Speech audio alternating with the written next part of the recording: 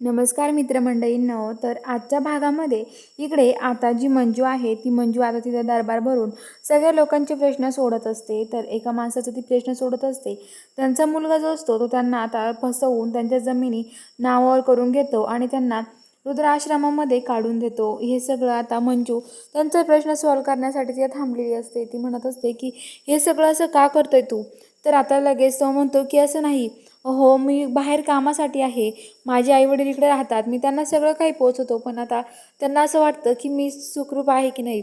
तर आता लगेच त्याचे आईवडील म्हणतात, अय खोटं नको बोलू, कशाला खोटं बोलतोय तू, खोटं बोलतोय, हे सगळं खोटं आहे असं म्हणतात. आणि आता लगेच त्याचे आईबाबा म्हणतात की खोटं कशाला बोलतोस रे, असं त्यांचं चालू असतं. तर आता लगेच सत्य आणि इकडं सत्य आणि मंजू ते बघत असं एकमेकाकडे. तर आता लगेच ते त्यांची त्याची चूक कळते आणि तो म्हणतो की माझी चूक झाली, मला माफ करा, मी परत असं नाही वागणार. मंजू त्याला चाबुकाने हाणत असते.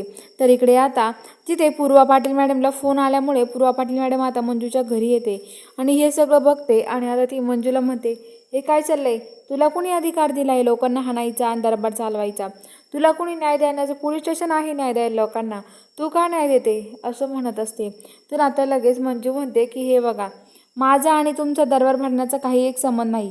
तुम्ही मला सस्पेंड केलं ही बरोबर आहे, पण तुम्ही मला सस्पेंड केलं ही चूक होती तुमची आधी, पण काय करणार, तुम्हाला देखवत नव्हतं. आणि आता इकडे बघा, टपरी बाहेर बसले मी, माझ्या टपरी बाहेर काही करू शकते, हे तुम्हाला देखवत नाही, त्याचं मी काय करणार.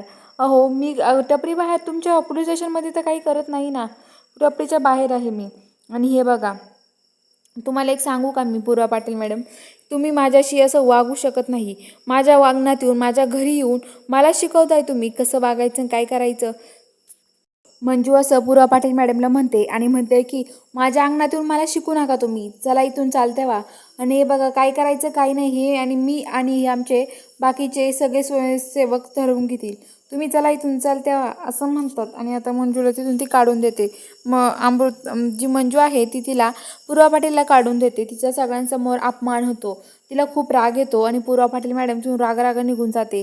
तर इकडे आता सगळेजण ओरडायला लागतात, मंजूताईचा विजय असो, मंजूताईचा विजय असो, मंजूताई जिंदाबाद असं ओरडत असतात. तर आता लगेच मंजू म्हणते शांत व्हा आता. आणि मंजू आता सगळ्यांचे प्रश्न सोडवतात, सगळे जातात. आणि इकडं सत्य आणि मंजू जे असतात, आता लगेच इकडं सत्य घरात येतो रूममध्ये आणि तिथे मंजू येऊन बसते. म्हणते काय झालं सत्य, मला का बोलवलं. सत्य म्हणतो काही नाही वाघमारे. तर आता लगेच जी मंजू आहे, मंजू आणि सत्य आता मंजू सत्य रोमॅन्टिक होतो आणि मंजू म्हणते सत्य काही पण तुझं शांत बस असं म्हणत असते. आणि आता लगेच सत्य आणि मंजू बोलत आणि आता सगळेजण खाली जेवायला येतात. तर इकडे जे आर्यन आणि हे असतात पूर्वा पाटील ती बोलत असतात दोघेजण. पूर्वा पाटील म्हणते की आता मला तर सत्याचं काय करू ना काहीच कळत नाही आर्यन, आता तुलाच काहीतरी करावं लागणार आहे, काय करायचं या सत्याचं ना मला काहीच समजा नाही, तू सांग आर्यन आता काय करू मी, असं का वागताय, माझा एवढं सगळ्यांसमोर अपमान झालाय माहिती का असं म्हणत असते. आणि आता इकडं ज्या सत्यान ते आहेत, आता मम्मी साहेबांना स्वयंपाक बनवतात. मम्मी साहेब सपना म्हणतात, सपने आता काय करायचं आपण.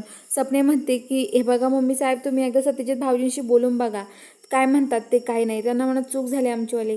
तर आता लगेच ते म्हणतात की अरे काय करणार, पण सत्य नाही ऐकणार माझं असं म्हणत असतात. तर आता सत्यासंग बोलायला येतात, म्हणतात सत्य तर ऐक ना माझं. तर सत्य म्हणतो मम्मी तुझं काहीच ऐकायचं नाही आहे मला, काय ऐकू गं तुझं असं म्हणतात. आणि आता लगेच सगळे जेवायला बसतात. तेवढा साहित्य कार्यक्रमाची पत्रिका घेऊन येतात, म्हणतात की कार्यक्रमाला यायचं उद्या, उद्या कार्यक्रम आहे, मी माझा नवीन पक्ष स्थापन करत आहे, त्याच्यासाठी तुम्ही 4 जण आले ते 4-6 चांद आमचे ते होतील असं बोलत असतात. आणि आता सत्य ते ओरडतात आणि तो आता साहित्यातून निघून जातो.